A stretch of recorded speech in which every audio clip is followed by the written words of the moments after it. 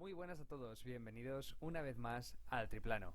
Bienvenidos a este nuevo año, bienvenidos a 2023, bienvenidos al primer episodio de este nuevo periodo, de nuestro nuevo año. En este caso nos encontramos junto a uno de nuestros habituales, junto a Igor, y en el día de hoy vamos a hacer pues unos pequeños apuntes, unas pequeñas anotaciones sobre lo que vendría a ser la palabra del año, ¿no, Igor? Inteligencia artificial.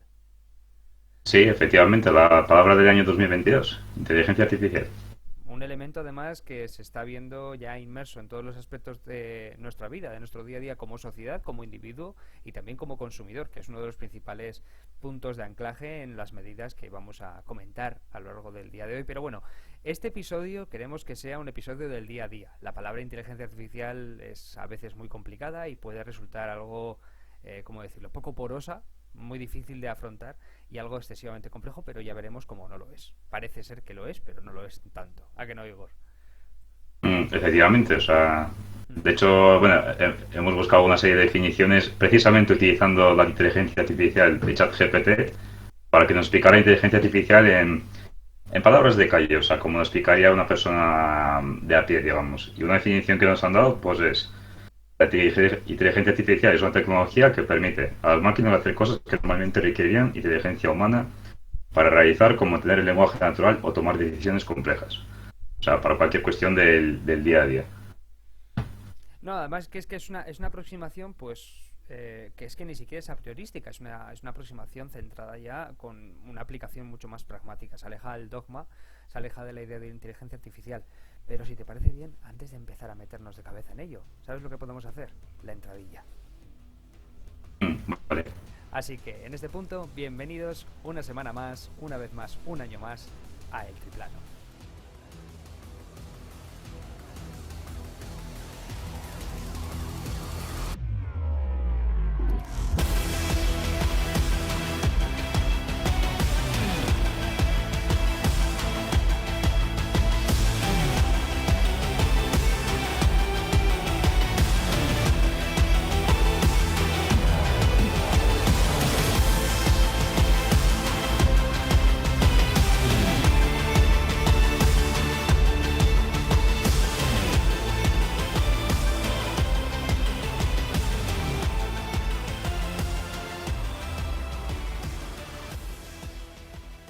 Ahora sí que sí. Ahora vamos a meternos de cabeza con el tema. ¿Te parece bien, Igor? Sí, Vale. adelante. Vamos, si quieres, con el primer punto. Vamos a empezar, por así decirlo, desde los inicios, ¿vale? Si me permites, vamos a hacer una breve entradilla, un breve, pues, repaso de dónde venimos y dónde nos encontramos. Inteligencia artificial es un elemento, bueno, mejor dicho, es un concepto que no es algo que haya surgido en los 10 o 20 últimos años. Es algo que ya se venía contemplando desde el siglo pasado. Concretamente, en los primeros inicios, en los estudios de Alan Turing, que seguramente muchos de los oyentes le conocerán porque fue uno de los artífices para descifrar la codificación enigma del régimen nazi para el tema de las comunicaciones en pleno conflicto, y además era un estudioso en la materia, en la posibilidad de que las máquinas llegaran a pensar. En un primer momento se establecía pues esa diferencia, esa dinámica entre la máquina al servicio del ser humano y si el día de mañana, es decir, el día de hoy, si la máquina iba a ser capaz de pensar al igual o al mismo nivel que un ser humano tradicional, un ser humano promedio. Todo esto fue avanzando y en el ámbito de la literatura dio paso los relatos del grandísimo Isaac Asimov, el padre de las tres leyes de la robótica. Concretamente, el concepto de inteligencia artificial se desarrolla en la trilogía, que ya no es trilogía, sino en todo lo que vendría a ser las novelas de la Fundación.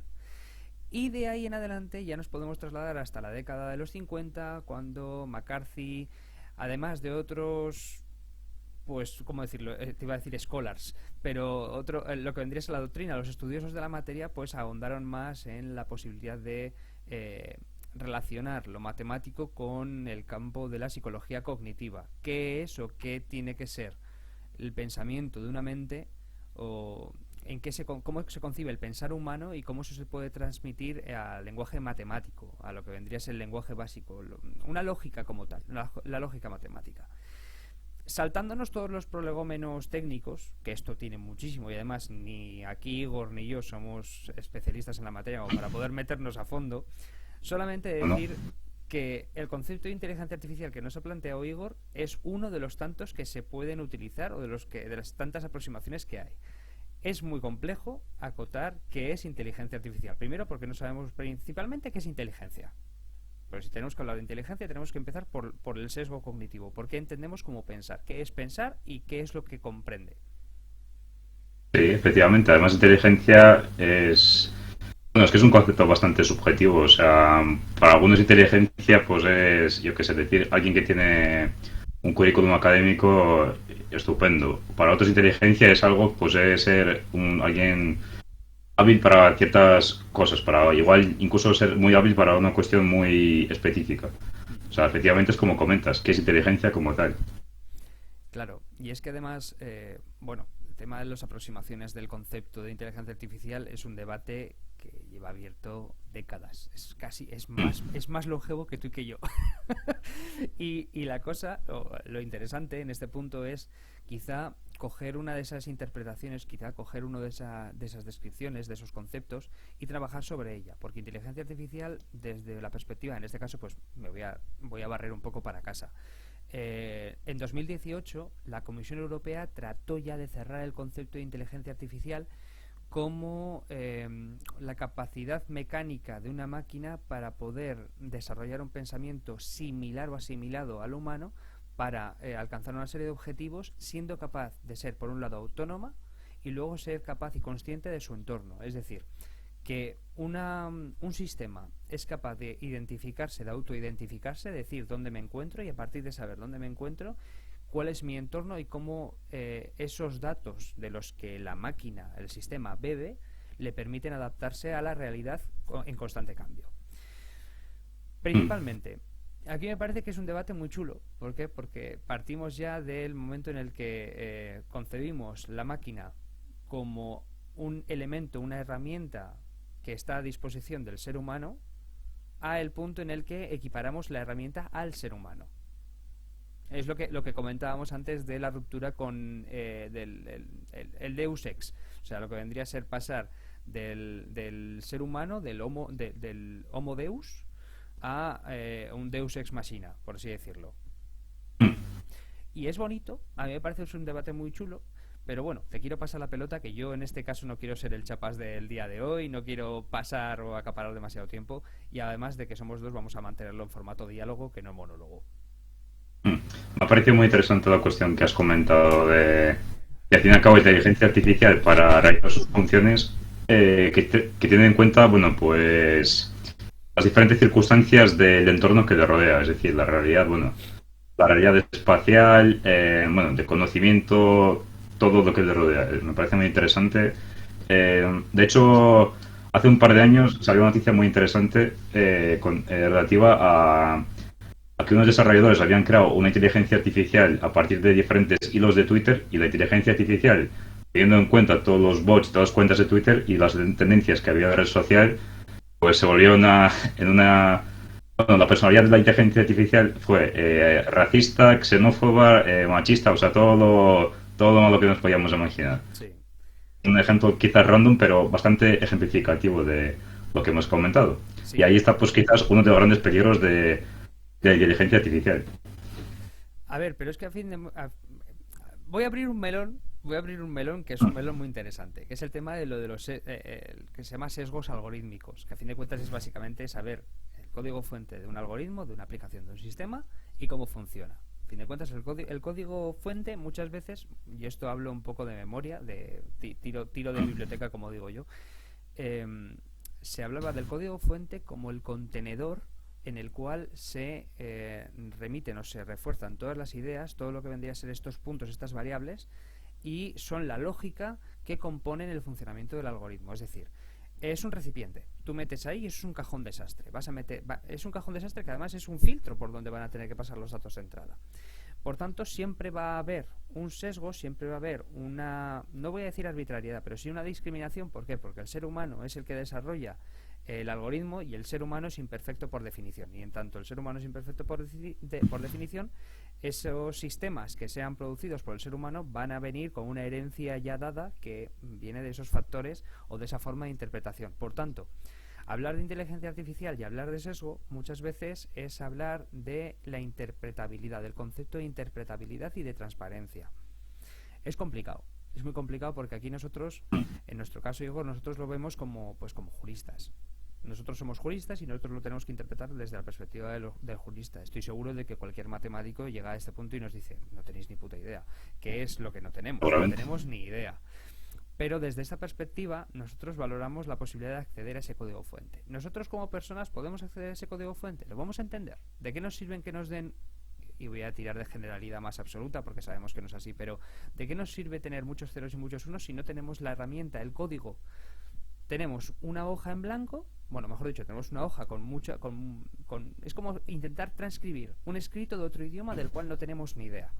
Y en este caso, en vez de hablar de un lenguaje tradicional, hablamos de un lenguaje matemático. O sea, nosotros no somos capaces de transcribir en muchas ocasiones un lenguaje Python al castellano, por poner un ejemplo. Y esa es la dificultad. ¿Por qué? Porque primero no sabes cuál es el filtro por el que tiene que pasar la información. Y segundo, si conocemos el filtro, ¿sabemos interpretar ese filtro? No sé, creo que he abierto un melón bastante... muy pronto he abierto un melón yo. Sí, bueno, a ver, al fin y al cabo es lo que dices tú, o sea, al fin y al cabo aquí hablamos también de un lenguaje, o sea, no es un lenguaje lingüístico, pero bueno, sí, es un lenguaje lingüístico de carácter informático. Al fin y al cabo es una sucesión bueno, del mítico código binario de ceros y unos, que está también incluso en una base por ejemplo, de la blockchain, que también es un tema eh, no íntimamente vinculado a la inteligencia artificial, pero sí que es cierto que en algunos campos incluso se están utilizando ambas de manera conjunta. Uh-huh. Y efectivamente también está todo construido sobre la base del código, al fin y al cabo. Uh-huh. Si te parece bien, para no meternos de cabeza ya del tirón en ejemplos y demás, vamos a seguir un poco este patrón que estábamos... Uy, que me caigo. Este patrón que estábamos siguiendo. En un primer término hablamos un poco del componente más histórico, que tampoco es que se pueda hablar mucho, o mejor dicho, se puede hablar mucho, pero no sin entrar en el apartado técnico, ¿vale? Y vamos a meternos de cabeza en el tema del concepto, ¿vale? Porque muchas veces cuando hablamos de inteligencia artificial referimos a tantas cosas que no sabemos verdaderamente lo que es inteligencia artificial. Muchas veces, y yo esto lo he visto en un montón de medios de comunicación y en redes sociales, la gente asemeja las personas como tú y como yo, es decir, un ciudadano promedio con un conocimiento estándar básico, tampoco estamos pidiendo aquí que sean ingenieros informáticos, pero la idea básica que se tiene de inteligencia artificial es un mecanismo automático que hace o cumple una función de la que es capaz de hacer el ser humano de una forma mucho más rápida. ¿Vale? No nos ponemos a preocuparnos por lo que pasa en medio. Solamente sabemos que metemos una información y al segundo y medio tenemos una respuesta. ¿Vale? Ahora bien, ¿todos estos sistemas son inteligencia artificial? ¿O no? Porque hasta donde nosotros sabemos, un buscador, es decir, un buscador que está indexado en una página web, lo único que hace es buscar una serie de etiquetas, buscar una serie de referencias dentro de la base de datos de esa página web y localizarlas. Eso no es inteligencia artificial. Eso es un mecanismo de búsqueda automatizado. La inteligencia artificial exige un pensamiento, exige un nivel de autonomía. Exige que en el caso de que nosotros tengamos un buscador, si bien cumple la función de buscador de esas etiquetas, también no sepa decir, pero si estás buscando esto, puedes buscar en esto. Es decir, que haya un pensamiento autónomo más allá de la instrucción base. O al menos así es como lo interpreto yo y es más o menos cómo se ajusta a la definición de 2018 de la Comisión Europea. Ojo, hablamos desde una perspectiva general. Estamos cogiendo un ejemplo muy básico, ¿vale? Voy a poner un ejemplo quizá del día a día, que creo que es más normal. Una biblioteca, ¿vale? Una biblioteca, cada vez que entra un libro se cataloga, ¿vale? Y se le da una referencia. y se suele catalogar bien por autores, bien por título, bien por año. Cada una de esas etiquetas es una referencia propia y podemos localizar a ese libro bien por el título, bien por el autor, bien por el año y por 1000 otras referencias adicionales. Cada uno de ellos es un pequeño dato y dentro de todos esos datos lo metemos en una misma caja con distintas cajas dentro, ¿vale? Tenemos una mini caja con el título, otra mini caja con el autor, otra mini caja con la referencia del año y así con infinidad de cajas que nos permitan localizar ese libro, ¿vale? Por tanto, tenemos una caja muy grande, que es la biblioteca, y luego mini cajas dentro, que vendría a ser los identificadores. Nosotros cuando buscamos un libro, vamos a decir, vale, pues yo quiero buscar un libro de Dan Brown, por ejemplo, ¿vale? Y lo puedo buscar por título, por nombre, por autor o por género, o por año, si lo sé, ¿vale? Por tanto, nosotros como personas que vamos a ir a ese buscador, el buscador lo que va a hacer es abrir la tapa de la biblioteca, abrir la tapa de las mini cajas que corresponda e ir sacando. Y seguramente si ponemos solamente Dan Brown, pues cuando sacamos Dan Brown nos va a aparecer un listado de todas las obras de Dan Brown. Si buscamos la obra de Dan Brown y el año, seguramente nos salgan las ediciones que se correspondan de las obras de Dan Brown de ese año. Y así va sacando papelitos dentro de cada caja y va seleccionando. Si un sistema fuera capaz de hacer eso y aparte de decirte, aparte de Dan Brown, por tus búsquedas anteriores quizá te interese esto otro, ahí sí que podemos empezar a hablar de inteligencia, porque hay un estudio de la búsqueda de la propia persona que hace uso del buscador. Es decir, hay un análisis previo, un histórico, por así decirlo. Nuestro querido Amazon. Sí, que al fin y al cabo entra también un elemento, digamos, más subjetivo también, al fin y al cabo. Bueno, claro, al fin y al cabo la inteligencia también es algo subjetivo, claro. Sí, no, Y sí, de hecho precisamente, es que ¿dónde está el boom este que ha habido con ChatGPT o por ejemplo con herramientas como Midjourney? Está precisamente en que sí, bien es cierto que el usuario le da una serie de pautas para que le dé un determinado resultado. Es que la propia inteligencia artificial, bueno, de una aplicación u otra, o de cualesquiera que existan, de inteligencia artificial, pues es que le dan un elemento de creatividad que una persona, pues que igual, pues ni siquiera llegaría a ese resultado. Ahí es donde está la gran novedad. Y encima, claro, te lo hace en un tiempo, pues prácticamente ridículo. Sí, a ver, el problema que encontramos con el tema de lo de la inteligencia artificial aplicada es esa afección a otros componentes adicionales. Sobre todo el tema de la creatividad. El tema de lo de la creatividad lleva años en pugna. Si no recuerdo mal, no sé si te acuerdas de algunas conversaciones que tuvimos con nuestro compañero Aitor Comprado, que hablaba un poco de lo de la posibilidad de reconocer la autoría a un software, a una inteligencia artificial. El hecho de que si un software es capaz de crear desde cero y de forma autónoma una obra, esa obra es plenamente registrable a efectos de la normativa vigente, porque la normativa vigente en España exigía que el autor fuera una persona física o jurídica.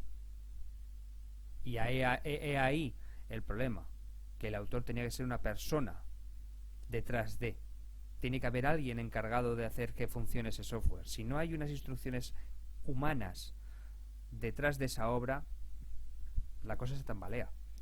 Y es justamente un problema que está viendo con el tema de lo de la personalidad electrónica europea, que llevan años intentando decir, oye, pues de hecho, hasta hace más bien poco el conflicto estaba también bastante caldeadito, porque si no me equivoco en el ámbito europeo había una parte de los especialistas que abogaban por el reconocer ciertos márgenes, sobre todo en el tema de lo de la responsabilidad civil, por el tema robótico, el tema de los coches automáticos, de todo lo que vendrían estos elementos automatizados, ¿quién debería de responder por esos daños? En el tema de consumo parece ser que hay un porcentaje de consenso bastante amplio en referencia a la persona que se encuentra detrás del funcionamiento de esos productos, es decir, quién es el fabricante o en todo caso el desarrollador del software.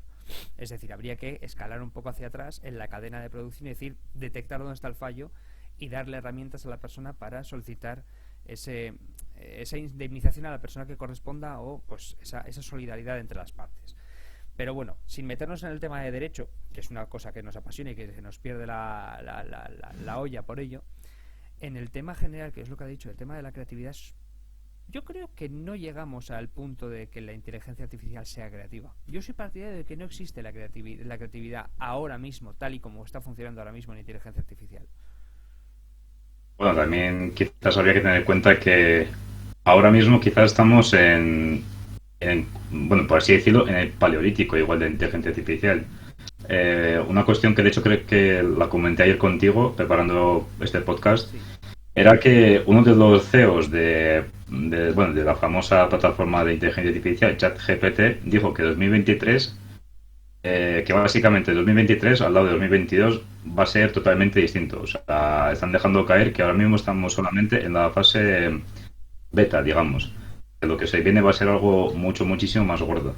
sí. Por lo cual, sí que es cierto que quizás, bueno, como dices tú, esa creatividad no sobrepasa la de un ser humano, que bueno, yo al fin y al cabo creo que el ser humano, si ha sido capaz de crear la inteligencia artificial, pues ya de por sí, pues su inteligencia es superior a la de bueno, a la de un código al fin y al cabo. Pero bueno, al fin y al cabo, bueno, ya vemos que los avances tecnológicos no dejan de sorprendernos y quizás nos encontremos con casos donde pues una máquina pues tenga más inteligencia que un ser humano. Sí, a ver, luego también sí que es cierto que nos encontramos en el paleolítico, porque es que nos encontramos en el inicio, dentro de lo que cabe de inteligencia artificial, no de procesos automatizados. No, no, eso no. Pero en tema de inteligencia artificial como tal, ahora mismo, yo creo que no hay un porcentaje tan exacerbado de uso de las mismas, al menos de forma pública. Cuidado, cuidado, que eso es un tema muy importante, el tema de inteligencia artificial, y además que va a traer cola, ¿vale? Luego esto, si quieres, lo hablamos más adelante porque es un recoveco que está por abrirse, pero en el momento en el que se abra creo que va a ser una caja de Pandora horrible. En el tema de la inteligencia artificial, nosotros, como persona promedio, nosotros pensamos que básicamente es como funciona Amazon, no hay más, pero no vemos cómo funciona Amazon por dentro. No sabemos cómo funciona el algoritmo, como el algoritmo de Instagram. El algoritmo de Instagram y el algoritmo de Twitter son los secretos mejores guardados casi detrás de la fórmula de la Coca-Cola. Porque es que nadie sabe cómo... todo el mundo habla, pero nadie sabe cómo funciona. Como el de YouTube. Nadie sabe en qué momento ese algoritmo cambia y pasa de recomendar X contenido a Y contenido. Pues en esto 3/4 de lo mismo. Inteligencia artificial como tal, empezaríamos a poder hablar de inteligencia artificial en desarrollo cuando el machine learning sea el estándar de la industria. Y el machine learning ya de por sí es complicado, porque implica una construcción de un sistema con capas. Y en este caso sí que me voy a permitir ser más gráfico. Si me permites, Igor, para ser un poco más ilustrativo, voy a poner ahora en pantalla a las personas que nos estén viendo una figura de cómo se tendría que estructurar de manera estándar un sistema que haga uso o que se base en el machine learning. Para las personas que nos estén oyendo, haré una descripción del mismo para que todos tengamos una noción general de la idea de la figura. Vale. Perfecto. Bueno, pues voy a ponerlo más grande. Lo que vemos aquí en pantalla sería el esquema básico de un sistema de Machine Learning y de Deep Learning, ¿vale? Vamos a empezar por lo básico. ¿Qué es el Machine Learning? El Machine Learning es un sistema algorítmico que se construye sobre capas, ¿vale? No es un sistema decisional en forma de árbol, de función de si se da A, será A, si se da B, será B, sino que son capas que están entrelazadas y funcionando al mismo tiempo, ¿vale? Es una base de datos que busca datos de forma cruzada. El input, que es lo que aparece en el margen izquierdo de la imagen, es la entrada, los datos de entrada. Es decir, si nosotros introducimos una imagen de un coche y queremos que el buscador nos identifique que es un coche, nosotros toda vez que incorporemos esa imagen a la base de datos, la base en sí lo que va a hacer es identificar distintas partes, distintos componentes. Es decir, si es un coche, tiene que tener tantos elementos, tal elemento y tal elemento de forma indispensable. Por ejemplo, si vamos a meter un Chevrolet, un Camaro, por poner un ejemplo, y lo que queremos hacer es que nos identifique que se trata de un Chevrolet Camaro. Tendremos que buscar una serie de identificadores. Pues por ejemplo, la imagen nos permite ver que tiene el logotipo de Chevy, de Chevrolet. Pues un elemento, un dato. Que la forma del propio coche, que puede ser muy parejo a los Ford Mustang, pero por ejemplo, si no me equivoco, los Camaro tienen el morro más ancho y más recto. Pues son datos identificativos que de forma individual parecen que son independientes y autónomos, pero cuando los pones en común y los juntas, te da X elemento. Es decir, te da una imagen completa, te da un conjunto. Pero ¿cómo funciona esto? Con un ir y venir, ir y venir. Si tiene esta forma, puede ser un Chevrolet, un Ford, un Cobra, por ponerte un ejemplo. Y dentro de cada uno de ellos se puede volver hacia atrás dentro de ese mismo árbol y decir, vale, pero si tiene este elemento, si es un Ford, puede que tenga en vez del Chevrolet un caballo, que es el Ford Mustang, ese elemento. Pues entonces ya descartas el Ford. Que el funcionamiento es muy complejo, no es un árbol decisional de idas y venidas. No sé si me estoy explicando. Sí, entiendo, sí. Claro, luego el resultado que sale de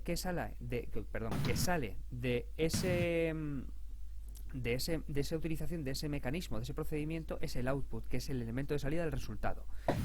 ¿En qué se diferencia ese machine learning de un proceso básico? Es decir, de un buscador básico. En el buscador nosotros metemos X elemento y mediante un árbol decisional de sí o no, es decir, solamente hay dos respuestas, sí, no, sí, no. No se puede volver sobre sus pasos, sino que se va siempre en cadena hacia abajo, ¿vale? Comprendo, sí. Luego en el deep learning, que es un paso más allá, equivocadamente se suele referir al deep learning como algo externo, como algo ajeno al machine learning, pero esto es como una matriushka. No sé si lo he dicho bien. Es una matriushka, grande y luego tienes más pequeñitas dentro. Bueno, pues el deep learning está dentro del machine learning, ¿vale? Es una técnica o un sistema dentro del machine learning. ¿Cuál es la diferencia? Que el deep learning, como tal, es aprendizaje profundo, ya contiene propiamente el elemento de autonomía plena del sistema. El sistema es plenamente autónomo para toda vez que tiene un dato, sin que haya una interacción humana de por medio, es capaz de darte un resultado atendiendo al input, que es la entrada. Es decir, volviendo al ejemplo del coche, se mete una imagen del coche, es decir, el propio sistema detecta una imagen de un coche y es capaz de orientarse por sí sola para decir, eso es un coche. No hay intervención humana de por medio necesaria. Eso es lo interesante. Para las personas que nos están oyendo, esto sería tan fácil como hacer una especie de malla. Normalmente, cuando hablamos de algoritmos, hablamos de árboles decisionales. De un punto salen otros dos. Y dentro de esos dos puntos salen otros 4. Es un árbol decisional, como si hablásemos de unas raíces.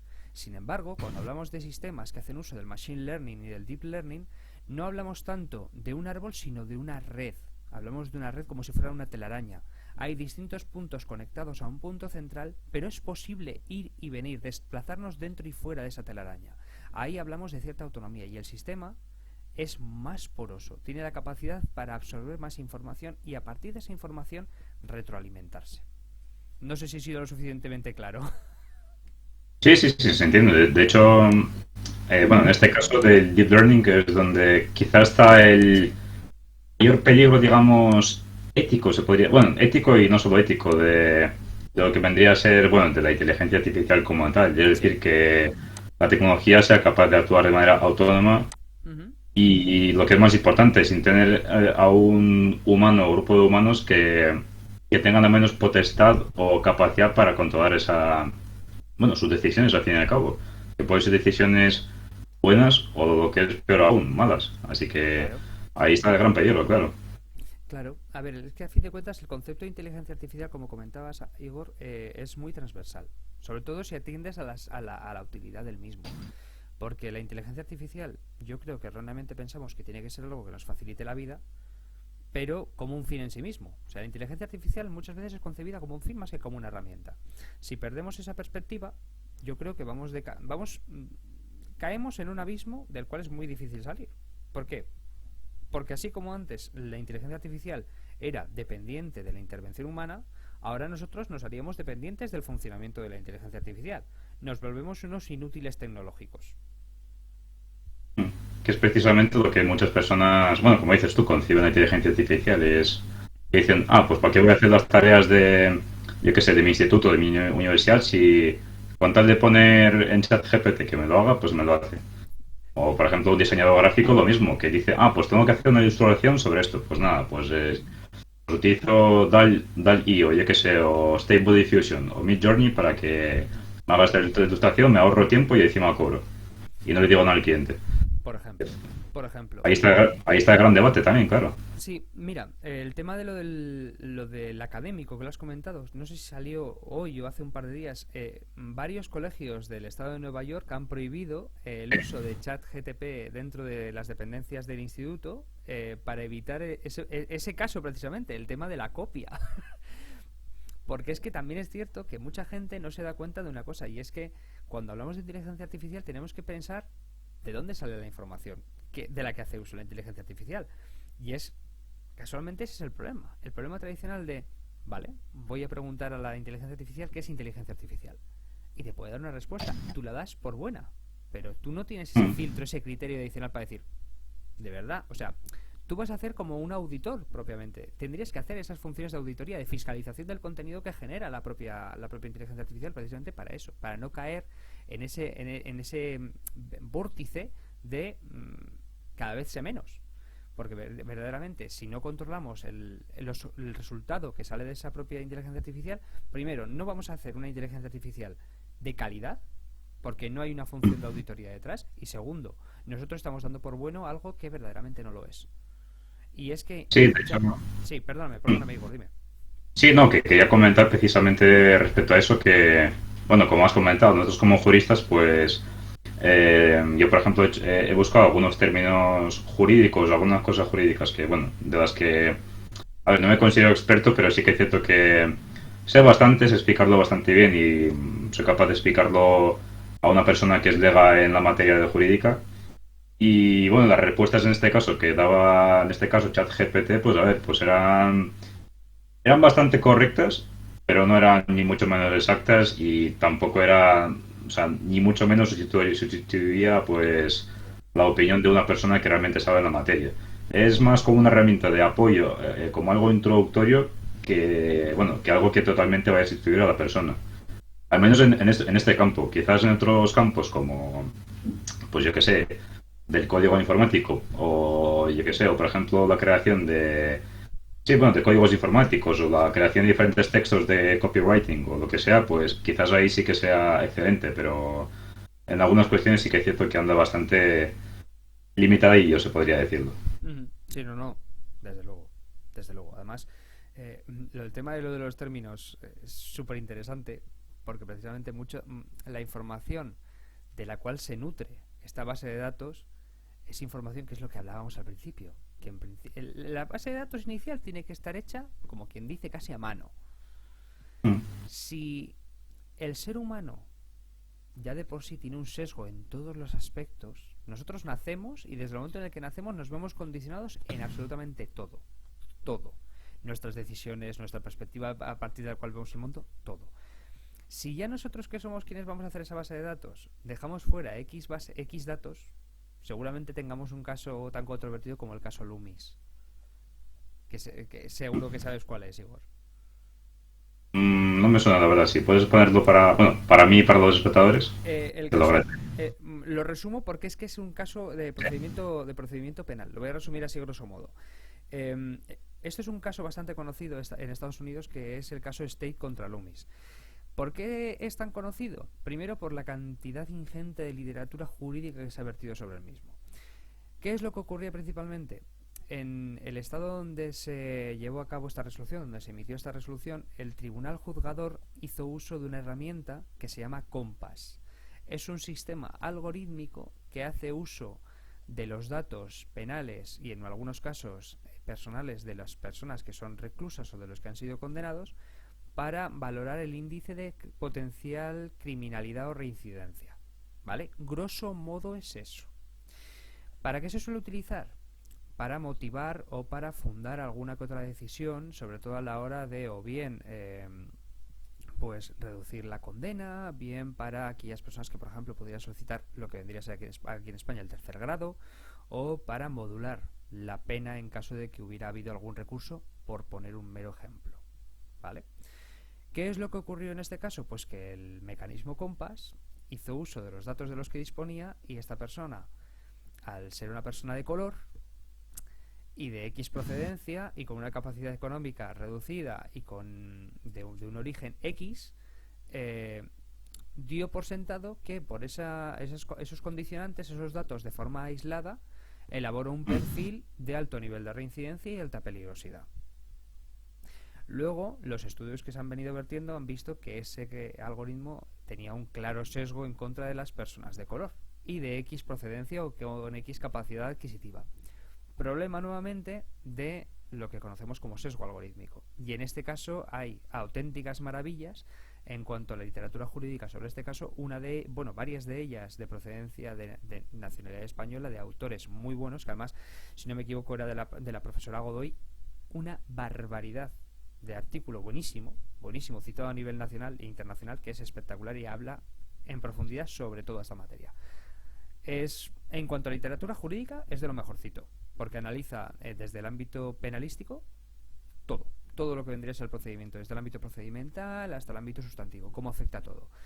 Y es un claro ejemplo de lo que es la posibilidad de verse sesgado algorítmicamente. Es el reflejo de si tomo en consideración X datos frente a otros, siempre va a haber una discriminación si no está bien valorado y bien ponderado. Es decir, si las variables no son las adecuadas o si no hay una forma de auditar esa metodología decisional, vamos a estar siempre en esa misma tesitura. Ahí está un gran peligro. De hecho, hace como dos meses por ahí salió que creo recordar que era en Suecia que había un intento de unas personas de crear un partido político dirigido totalmente por inteligencia artificial. Y claro, ahí precisamente es que entran en juego esos peligros de, por ejemplo, de sesgo automatizado, como dices tú. Por lo cual, claro, o sea, nos podemos encontrar con un partido político dirigido por inteligencia artificial, pues que quizás en algunos aspectos de bastantes polémicas. Más allá de que está controlado por un robot, al fin y al cabo. Luego, aparte, que es que partimos del valor principal. ¿De qué se nutren los algoritmos? De datos. Mi pregunta es la siguiente. ¿De qué datos se va a nutrir un partido político? Redes sociales, en buena medida. Sí, pero aparte, partamos de las redes sociales y nos metemos ya en los datos como tal, es decir, tipo de dato. A mí lo primero que me viene a la cabeza es, pues, quizá por el tema de lo de la fiscalidad, porque ahora está tan de moda el tema del control fiscal. Hasta donde yo sé son datos de especial protección. Si vamos al reglamento general de protección de datos. Mi pregunta es la siguiente: ¿bajo qué legitimidad se presume como viable la colección o la colecta de ese tipo de datos? Porque para que sea un partido político dirigido por una inteligencia artificial tiene que conocer al censo electoral. Por tanto, para tomar una decisión que afecte o que pueda haber afectado a ese censo, tiene que conocer los datos de muy diversa índole de toda la población, de la población potencial que le vaya a votar. O sea, directamente plantar un sistema de este tipo en una elección, si ya de por sí me parece complicado en unas elecciones generales, unas elecciones estatales, por así decirlo, no quiero ni pensarlo a nivel local, la problemática que puede haber Imaginémonos, voy a poner un ejemplo. Nosotros que vivimos en La Rioja, España, ¿vale? Voy a coger uno de los pueblos más pequeños. Voy a poner, por ejemplo, Viniegra de Abajo, que es un pueblo de La Rioja. No una población excesivamente alta, pero con población, que es lo que nos interesa. Si yo quisiera fundar un partido político dirigido por un sistema de inteligencia artificial, para empezar tendría que tener una base de datos con los datos de toda la población de ese municipio. Pero no hablamos de correo, nombres, que ya de por sí son datos personales, sino que además tendría que tener datos que pudieran afectar a la decisión en la cual yo voy a estructurar mi programa electoral. Porque yo tengo que tener un programa electoral adecuado a lo que se supone que va a ser la mejor medida para ese censo. No un sesgo ideológico, sino decisiones objetivas, porque las subjetivas un programa no las puede adoptar si no tiene ese nivel de autonomía, y sería un sistema de deep learning propiamente, que es muy complicado de alcanzar ya de por sí. Partiendo de la premisa de los datos, que ya lo veo excesivamente complicado. Si ya tenemos precedentes, como es el caso del caso Siri de Países Bajos del 2020, en el cual ya se establecía que la colecta de datos de especial protección para la prevención del fraude fiscal afectaba al derecho al derecho a la intimidad de las personas del artículo 8, si no me equivoco, del Convenio de Derechos Humanos. No quiero ni pensar cómo pretenden aplicarlo eso a un nivel general. Me explico, ¿no? Sí. Primero, la base sobre la cual se va a legitimar el tratamiento, sí, me puedo creer que en algunos datos se vea cubierta y legitimada, vale, perfecto. Pero más allá de todo eso, luego lo ves, lo pones en práctica, es un peligro. Es que es un peligro. Es un peligro. ¿Significa eso que va a llegar el caso o que es imposible que se dé la situación en la cual los partidos políticos hagan uso de inteligencia artificial? En absoluto. Tenemos el caso de Cambridge Analytica. Sí. Tenemos los sesgos y la implementación de bots en Estados Unidos. Y los bots como tal no son inteligencia artificial. Hay una persona detrás. Pero llega el momento en el que se desarrollen bots capaces de ser autónomos, de implantárseles una ideología y que esa ideología se vaya pues o moderando o extremando en función de las interacciones. Sí, en redes sociales de hecho bastante típico que alcance de extremos, o bien de extrema izquierda o extrema derecha sobre todo. Claro. De hecho, ya se ha visto en Twitter, o sea... Sí, que se polarice. Que básicamente la inteligencia artificial va a acabar en algunos puntos polarizándose como la población normal. O sea, es que a fin de cuentas es lo que decimos, es un producto humano. Todo esto son hipótesis, nuevamente. Todo esto lo que estamos hablando son hipótesis. Pero sí que tenemos precedentes importantes, sobre todo en el tema de la afección a los datos. Que es que yo en este caso siento ser canso, pero es que las bases de datos se conforman con datos. Y las bases de datos son de lo cual bebe la inteligencia artificial. Si una inteligencia artificial tiene que beber de datos, me preocupa sobre todo de qué tipo de datos va a beber. Y es que eso es así. En España, mira, hace 2 meses salió la noticia de que una empresa militar francesa estaba desarrollando un sistema que iba a implementar la Policía Nacional en España para la persecución y la localización de personas que hayan sido condenadas. Hubo mucho revuelo en cosa de 1 semana, 2 semanas, obviamente revuelo en los nichos que importa esto, porque esto no es general, esto no sale a la luz así como así. Sí, a nivel general poca cosa. Claro, ¿qué es lo que pasa? Que la pregunta era, ¿y de dónde van a salir esos datos? ¿De las bases civiles? ¿O de las bases penales a las cuales tiene uso la Policía Nacional? ¿Bajo qué premisa? ¿Bajo qué legitimación van a tener acceso a todos los perfiles? ¿O va a haber un tratamiento anonimizado inicial? No tiene sentido. Complicado. No tiene sentido. Anonimizado, miento. Anonimizado no, pseudonimizado. Porque si es anonimizado no puede aplicarse el reglamento de protección de datos, perdón. Bueno, y si es pseudo anonimizado, también al fin y al cabo ya tienes algún elemento que permita, aunque sea, identificar a la persona que está detrás. Claro, a ver, es que a fin de cuentas el reglamento lo que persigue o lo que trata de regular es la pseudonimización. Si ya anonimizas con carácter pleno todos los datos de una persona, es imposible, mediante tecnología de ingeniería inversa, retrotraernos al punto en el que sea identificable esa persona, ¿vale? Y aquí nos estamos metiendo en una zambra cojonuda. Sí. Pero solamente para que la gente, los oyentes, nos sigan, el Reglamento General de Protección de Datos y la Ley Orgánica de Protección de Datos que nace de ese reglamento, lo que persigue es regular los datos personales y los pseudonimizados, en la medida en la que, puestos en relación con otros datos, permiten volver a identificar a una persona. Eso es lo que se entiende por dato personal. Los datos anonimizados, técnicamente, es decir, sobre el papel, son aquellos que no permiten identificar de forma alguna a una persona, ni incluso haciendo uso de ingeniería inversa, técnicamente. Ahora bien, aquí los 2 juristas de papel, como digo yo, pues seguramente nos venga un técnico y dirá, ándate para allá, bobo. Y poco más. Sí. Pero bueno, y hablando ya de este tema entrando más en concreto a inteligencia artificial, para no ir por las ramas, sí. ¿Crees que estamos ante la 4ª revolución industrial, como dicen algunas personas? La cuarta revolución industrial yo creo que ya vino con Internet. O sea, el hecho de, bueno, que ya fue la tercera, pero no creo que todavía podamos hablar de una revolución como tal todavía. Sí que se está viendo que hay una cierta implementación, pero yo creo que hablaremos de inteligencia, de una cuarta revolución cuando la inteligencia artificial esté ya como un modelo estándar dentro de la sociedad. Cuando las empresas empiecen a competir por desarrollar la mejor inteligencia artificial, es decir, que todas estén en la misma igualdad de condiciones, entonces hablaremos de revolución industrial. ¿Por qué? Porque se perseguirá el deep learning y no el machine learning. Ahí habrá un nivel de competencia. Ahora mismo, hablar de inteligencia artificial es que no es ni siquiera hablar de inteligencia artificial. Porque es que hoy en día la inteligencia artificial no es el común de los mortales. No, Hablaremos, para nada.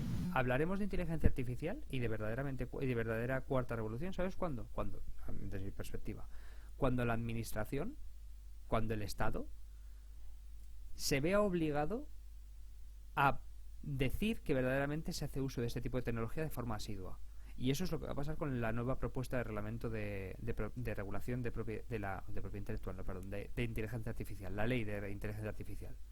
Uno de los componentes es que cuando se esté haciendo uso de inteligencia artificial propiamente dicha y el ciudadano o el individuo que esté siendo o que esté hablando con esa misma inteligencia tenga que ser informado de que verdaderamente no está hablando con una persona o no está hablando con un sistema auditado por una persona, sino por inteligencia artificial. Es muy complejo porque además la definición que da esa propuesta de ley, esa propuesta de reglamento, habla del usuario, pero no del usuario siendo la persona que contacta con el usuario, sino siendo la administración usuaria de ese tipo de sistemas.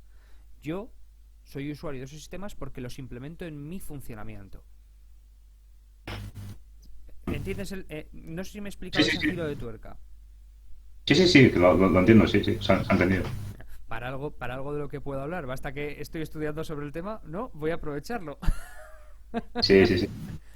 No, pero No, sí. yo creo que también, bueno, quizás el bombo que se está dando bueno, ahora mismo a la inteligencia artificial y tal, que es el trending topic del último mes y medio, es principalmente, bueno, por el temor de qué va a pasar con algunas profesiones y, bueno, estoy hablando en este caso de, sobre todo de artistas que, bueno, sí, que dibujan, de gente también que se dedica al copywriting, que creemos que no, pero también es bastante gente que se gana la vida así en el ámbito digital. Y en especial, bueno, con algunas inteligencias artificiales que se están desarrollando ahora también para crear diferentes vídeos, para crear incluso voces, canciones, que ahí quizás sí que es cierto que algunas industrias pues tengan, con perdón, pues los huevos aquí en la garganta. Aunque bueno, también es cierto que bueno, que yo considero que bueno, hay que ser prudentes todavía con eso y al fin y al cabo yo me mantengo la idea que has comentado tú antes. Creo que la inteligencia artificial al fin y al cabo tiene que ser una herramienta de apoyo, que no de sustitución. El factor humano es que es imprescindible, o sea, es sin el factor humano ya para empezar no existiría esta herramienta y es una herramienta de apoyo que tiene que estar ahí, pues para mejorar la producción, para mejorar el servicio, el tiempo de servicio, lo cual al fin y al cabo pues, repercute en todos los ámbitos, vaya, incluso en el ámbito económico. Sí, no, no, desde luego. A ver, el tema de lo de la creatividad yo creo que es un miedo que no está del todo fundado porque si nosotros hacemos uso de tecnologías como Midjourney, nosotros hacemos el prompt, lo que además me lo enseñaste tú. Nosotros hacemos una serie de instrucciones, damos una serie de temáticas, una serie de tópicos, pero no sabemos, no podemos decirle a la inteligencia artificial, mira, quiero que me hagas una lámina en formato de A4 de X personaje basado en X temática, pero con este tipo de detalle, en este tipo de sistema, con esta paleta de colores. Ahora mismo eso no se puede hacer, porque son conceptos generales. El problema va a estar cuando equiparemos creatividad a la capacidad de generar partiendo de una premisa previa, ¿vale? A un ilustrador, tú le puedes decir, quiero que me representes X escena y le puedes dar la libertad más absoluta. Y él te va a dar seguramente un escenario, una representación de lo que él ve o de lo que se inspire, ¿vale? Podemos hablar de inspirar en una máquina. Una máquina es susceptible de sentirse inspirada por algo. Somos Si no, capaces de sí. darle emociones a una máquina. No, somos capaces de darle una serie de instrucciones, que no darle, bueno, sí, que eso, que darle un deseo, digamos, de hacer algo. Claro, y luego la máquina va a funcionar partiendo de todavía, o sea, todavía, a día de hoy, Sí, Midjourney sí, funciona porque nosotros le damos vida. Y ya está. efectivamente. Si el ser humano deja de darle funcionamiento, de darle vida a esa base, a esa inteligencia artificial, se muere. Todavía no es susceptible de vivir de forma autónoma. Es decir, Midjourney como tal no es capaz de decir, vale, si no me esto, yo voy a generar lo que me mida la santísima gana. O lo que yo considere. O yo, atendiendo a Internet, veo que es tendencia a esto. Ahí está la peligrosidad. En la autonomía. Pero para llegar a la autonomía todavía falta mucho. Y todavía antes de llegar a esa autonomía, creo que será de las pocas veces en las que el derecho va a ser capaz de poner muros de contención al océano en algunos puntos, pero no en todos. Vamos a ser capaces de No, proteger la orilla, pero no el océano. Y no, eso, es que defender el océano es complicado, pero bueno, sí que es cierto que hay, bueno, para la gente que no lo sepa, bueno, muchas veces en temas tecnológicos la legislación suele ir bastante atrasada. En cambio, en este caso es, al menos la legislación europea, ojo, la europea, no desconocemos si la americana o la de países de Latinoamérica. Bueno, pues al menos la legislación europea sí que es cierto que está dando un paso adelante para prevenir todos estos problemas que estamos comentando. la legislación chilena en materia de protección de datos sí que se está viendo modificada con bastante frecuencia y está bastante adaptada, ¿eh? Bastante vigente. Bueno, vigente igual no es la palabra, actualizada es la palabra. Está bastante actualizada. Pero vamos, aquí en teoría, ha habido nuevas modificaciones y está al caer una revisión del documento de bueno, propuesta de reglamento para regular la inteligencia artificial. Pero todavía no creo que llegaremos a acotar con tiempo suficiente el tema de la propiedad intelectual. Porque a fin de cuentas el tema de la propiedad intelectual y la inteligencia artificial va muy de la mano con el tema de la personalidad digital. Y siempre, hasta ahora, para que podamos proteger una obra generada por inteligencia artificial, tiene que haber un ser humano detrás. Y aún así, aun con todo y con ello, está habiendo problemas.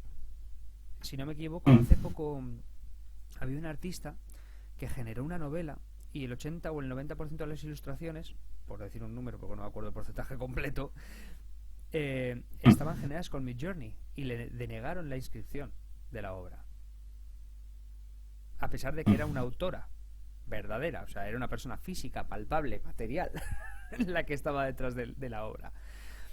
Y es un tema que tiene recorrido. Es un tema que tiene recorrido porque yo creo que va a poner un poco patas arriba a las instituciones, en este sentido, jurídicas básicas, y nos va a plantear la cuestión de, ciertamente, hasta qué punto tenemos que darle rienda suelta al proceso tecnológico y en qué punto podemos acotarlo. Ya no tema de ético-moral, ya no es tema ético-moral, sino saber poner un poco de pausa o stand-by o reducir un poco la marcha de los avances, porque verdaderamente igual no estamos preparados todavía para todo ello.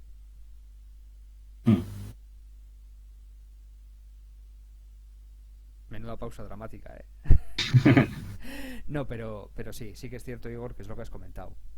Hay sectores que están verdaderamente preocupados. Si no me equivoco, el sector de la ilustración aquí en España creo que fue la semana pasada, hubo bastante revuelo con el tema de la inteligencia artificial y se pronunciaron bastantes artistas conocidos, entre ellos Lulogio, que decía que cualquier autor que hiciera uso de inteligencia artificial no era autor, era básicamente una persona que no sabía dibujar, como quien dice.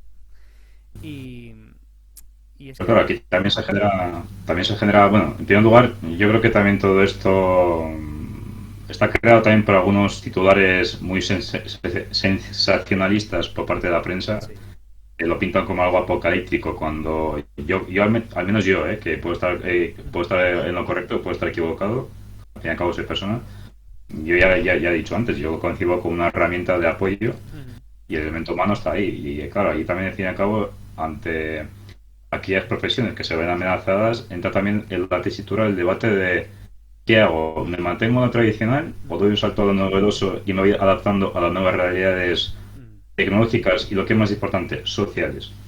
Porque al fin y al cabo, a ver, es la propia... bueno, básicamente la premisa de adáptate o muere. Por lo cual ahí tenemos el gran debate y que, bueno, que sin duda se va a vivir y ya se está empezando a vivir en ciertos Ujú. Hay ciertos campos, como comentas, de la ilustración, pero bueno, podemos hablar de muchos más también, o sea, de campos de autores que escriben libros, de texto, cualquier cosa. Mira, al hilo de lo de escribir, ¿sabes cuál es uno de los, cómo decirlo? Uno de los puestos de trabajo de los sectores que, a pesar de verse principalmente afectado por ello, no se ha pronunciado todavía. ¿Por qué no ha habido pronunciamientos masivos de periodistas? ¿Por qué el periodismo yo creo que sería de los pocos negocios, de los pocos sectores que se verían afectados? ¿Tú crees que llegaremos a ver una inteligencia artificial capaz de ser desarrollada a nivel de minado y procesado de textos, capaz de sacarte una columna de opinión sobre, voy a ponerte un ejemplo, las últimas declaraciones de la magistrada del Constitucional sobre el tema del referéndum en Cataluña? Estoy yendo a dar a hueso, pero yo no lo veo ahora mismo factible. Es difícilmente imaginable, al menos ahora mismo, tal y como estamos, es difícilmente imaginable, pero bueno. Pero sí, ahí, por ejemplo, es un muy buen ejemplo. Lo mismo en el caso de la abogacía. En el caso de la abogacía hay inteligencias artificiales que ya hacen nuestro trabajo. Por poner un ejemplo, Lefebvre desarrolló hace unos años la inteligencia o el sistema, se llama Sibila. ¿Ves? Yo creo que han elegido el nombre de la mejor forma, el tema de las sibilas griegas. Eh, Sí.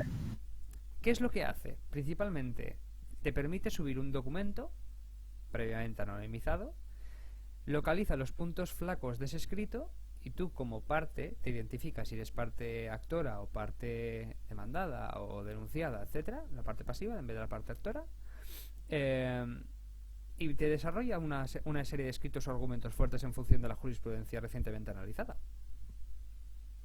¿Estás haciendo las labores de un jurista? ¿Nos va a quitar el Sí. trabajo? Lo dudo. Lo dudo Lo mucho. dudo porque una cosa es que precisamente lo que estás diciendo es, te hace la labor de redactar, por ejemplo, un escrito de demanda, o algún recurso. Pero claro, nos olvidamos que en el caso, por ejemplo, de un abogado Ujú, o de un juez o de un fiscal, es que su función básica es también estar en un litigio, en un juicio, o sea, intervenir ujú. y contraargumentar a la otra parte, defender su posición. Lo cual, eso, pues ahora mismo, por una inteligencia artificial, no es sustituible.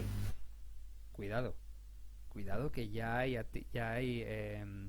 sistemas basados en inteligencia de mirado de texto, en inteligencia artificial, que aplican para las labores tanto del Ministerio Fiscal como para las labores de lo que vendría a ser un magistrado, que permiten, es el caso Compass. El caso más paradigmático es el caso Compass, que estas funciones van a desarrollarse. Ahora bien, nosotros también tenemos que ser capaces de decir hasta qué punto sí y hasta qué punto no. Si es un elemento condicionante, si es un elemento circunstancial, si es algo que es externo o si es algo que verdaderamente nos va a dar un cierto apoyo. Son muchos factores, son muchos vectores a tener en cuenta, y es que es una cosa que en la aplicación, cuando la ves en realidad, dices, va a dar más quebraderos de cabeza de los ya existentes. ¿Que te permite automatizar labores? Por supuesto. Pero ¿hasta qué punto hay labores que hace el juez o que hace el letrado de turno que se pudieran llegar a automatizar para agilizarles y hacer una descarga? Por supuesto, todo lo que sea agilizar o cuestiones de trámite. ¿Cuántas veces hemos visto que tienen que emanar del propio juzgado resoluciones de trámite, por ejemplo, para dar seguimiento, yo que sé, a una entrada de un escrito de demanda? Todo eso se podría dejar de una manera automatizada. ¿Por qué? Porque es en cumplimiento de este artículo. Se tienen que cumplir estos requisitos. Se cumplen. La inteligencia artificial procede a liberar el siguiente escrito y se firma de forma automática. Pista. Sí, así por ejemplo, pues bueno, al fin y al cabo se elimina el coste temporal y lo más importante, elimina la burocratización del proceso, que es una cosa que demandan a los ciudadanos no solo en tema de la justicia, sino en tema de la administración, Claro. etcétera. Pero es que eso no es inteligencia artificial. Mm. Básicamente es lo que hemos dicho, es una secuencia. Entra un documento, punto de entrada. Después de entrar el documento, se comprueba una serie de parámetros. ¿Se cumple? Sí, no. ¿Que no se cumple? Vuelta al punto cero. Se procede a dar trámite a lo siguiente. Ya está. Son instrucciones seguidas, procedimentales. Si hay un elemento decisional entre medias, ahí ya la cosa cambia. Pero decisional partiendo de un examen de una circunstancia concreta. Algo que exija la intervención de un ser humano o en este caso de un sistema autónomo. hablaremos de ello. Hablaremos de ello, efectivamente. Y para ir finalizando, no sé si, bueno, ahora hago yo si quieres de coordinador aquí del podcast. No sé si te parece hacer, bueno, lo que hacemos en todo el podcast, dar como una especie de titular al podcast para que se queden nuestros queridos oyentes.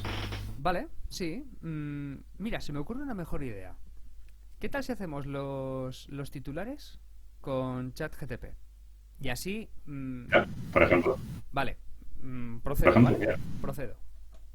Mm, Bueno, para los sí, oyentes, que para no los espectadores, vamos a hacer uso de una inteligencia artificial para que nos dé una idea clave sobre la afección, por ejemplo, de inteligencia artificial y la sociedad. ¿Te parece bien, Igor?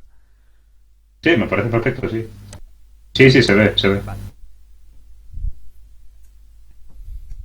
Vale, ya estamos dentro.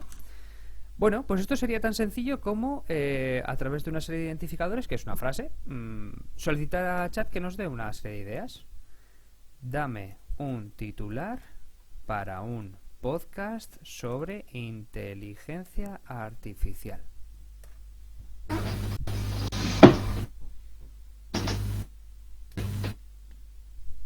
Y sería tan fácil como eso. Descubre cómo la inteligencia artificial está transformando el mundo en nuestro nuevo podcast. Inteligencia artificial más allá de lo que imaginas. Eso sería un titular perfecto. Ahora vamos a pedirle una opinión. ¿Te parece bien, Igor? Sí, bien, de acuerdo. Dame una opinión sobre el uso de la inteligencia artificial en nuestra sociedad. Y en apenas segundos vemos cómo la propia inteligencia, como el propio chat, está generando pues una decisión, o lo que vendría es una opinión, que está bastante sustentada. O sea, para las personas que nos están oyendo, Igor, ahora mismo estamos viendo en pantalla cómo nos está desarrollando un párrafo completo sobre inteligencia artificial y la afección en nuestra sociedad, que además procedo a leerlo, si me lo permites. La inteligencia artificial tiene el potencial de mejorar significativamente nuestra vida cotidiana y resolver algunos de los problemas más importantes enfrentados por la humanidad. Sin embargo, también conlleva ciertos riesgos y desafíos éticos, como la posible pérdida de empleos debido a la automatización y la preocupación de que los sistemas de IA, inteligencia artificial, puedan tomar decisiones injustas o discriminatorias. Es importante que, mientras desarrollamos y utilizamos la inteligencia artificial, tengamos en cuenta estos riesgos y trabajemos en conjunto para abordarlos y asegurarnos de que la inteligencia artificial beneficie a toda la sociedad de manera equitativa. Y ahora voy a proceder a dejar de compartir, porque hemos visto cómo en apenas segundos la inteligencia artificial ha resumido punto por punto todas las cuestiones que hemos abordado el día de hoy. Todas. Todas, efectivamente, sí. Todas. Creo que no nos hemos dejado nada en el tintero. Así que, mira, ahora sí que voy a volver a adoptar yo el rol de moderador. Igor, cuéntame, ¿qué titular, qué opinión te suscita el podcast del día de hoy? Cuéntame. ¿Qué titular le pondría? ¿Qué tal le pondría titular de... Bueno, Future is here, o sea, el futuro está aquí. Bueno, abordamos el bilingüismo. Welcome, Bueno, es Mr. más, Marshall. el futuro está aquí, 2 puntos. El debate entre lo tradicional y el avance tecnológico. Perfecto. Pues ¿sabes lo que podemos hacer ahora? Aparte de despedirnos, dejarles a nuestros oyentes y a nuestros espectadores la siguiente pregunta. ¿Qué opináis sobre el uso de la inteligencia artificial en la sociedad? ¿Hay algún punto que os molesta o que os preocupa sobre todo? ¿O quizá alguna duda que os suscita el mecanismo más técnico? ¿Cómo funciona el Deep Learning? Pues todas estas preguntas os invitamos a que nos las dejéis tanto en los comentarios del podcast, si nos estáis escuchando desde iVoox, o en las redes sociales, en el caso de que nos estéis escuchando desde Spotify, y en el caso de que nos estéis viendo en YouTube, pues en la caja de comentarios os invitamos a que nos dejéis todas las preguntas que queráis. Estamos abiertos a responderlas y además, pues en ambos casos, en la descripción del podcast de hoy encontraréis las redes sociales del Triplano en general. Ya sabéis que estamos abiertos a cualquier propuesta, a cualquier colaboración, a cualquier idea y sobre todo también a cualquier invitación para participar en cuantas cosas se nos presenten. Por todo lo demás, como siempre, muchísimas gracias por dedicar un poquito de vuestro tiempo, sobre todo en estas fechas que son los inicios, que siempre son complicados, para escuchar a estos personajes que de vez en cuando se reúnen. Es un placer contar con vosotros delante y detrás de la pantalla. Estamos a vuestra disposición y poquito más que decir. Es un placer contar con vuestra ayuda. Esperemos que el vuelo os haya sentado bastante bien, que haya sido plácido, y recordad que ahora no hay paracaídas, así que agarraros a lo que podáis, que vamos a aterrizar. Bueno, Igor, un placer, caballero. Bueno, un placer hablar sobre el tema. Un saludo. Un saludo. Y feliz año. Exactamente. Cuidaros mucho, feliz año y nos vemos en el siguiente episodio, que esperamos que sea pronto. Un placer, un abrazo y agarraos que el suelo se está acercando. Hasta la semana que viene. Un saludo. Un saludo, hasta luego.